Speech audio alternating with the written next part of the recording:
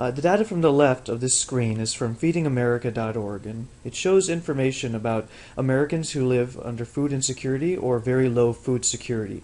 One of the lines that obviously stand out is that there are 50 million Americans that live in food insecure households, and about 17 million of them are children. Some of the data on the bottom show that the statistics on certain states that have a significantly higher household food insecurity rate than the U.S. national average. So clearly it shows that hunger is a major priority for our nation, and there is a significant number of people that are suffering that really shouldn't be suffering in the wealthiest nation in the world. The debate usually shifts when we talk about hunger to who should be solving for it or how should we be solving for it. And sometimes that debate unfortunately pits two solutions against each other: public assistance with government programs versus charity. Now, with charity, charities have a great role in our nation, and they will continue to have a significant priority in terms of our ability to use charities to solve our nation's social problems.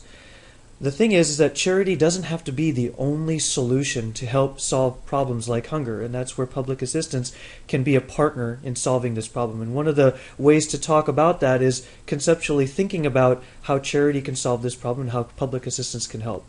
So let's think about that. If charities are the only solution to this problem, what happens in the hypothetical where charities only are able to address 10 million of the 50 million people that have food insecurity?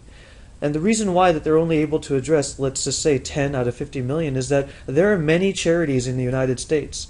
All of them have the freedom to set their own priorities in terms of what problems they want to solve. Nobody has a right to make a mandate and force charities to solve certain problems for certain regions. Charities have that right, as they should. So what happens is that 10 million Americans could definitely benefit from the charities that particularly focus on food insecurity.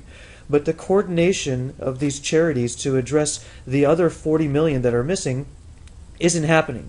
And that coordination isn't happening because of the things that we just talked about, different priorities, as well as there's no mandate, nor should there be, in terms of forcing charities to address certain issues.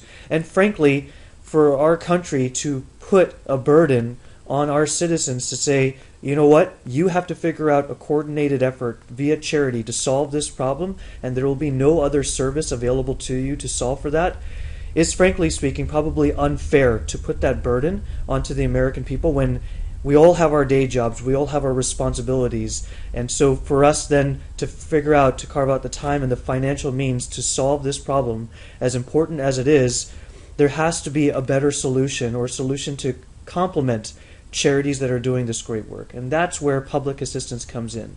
Having a third party where you can mandate what this third party does through who you vote, through the legislation that they formulate. This is a way to help address the often natural gaps that will happen in terms of areas or regions that charities can't reach out to. There'll be several more articles about this that will talk more about how public assistance can help, and we'll talk more about the research that we're doing in terms of how public programs, the implications of those programs when they get defunded, and how it impacts the group here in terms of the 40 million people hypothetically that aren't getting the outreach they need from charities. Thank you.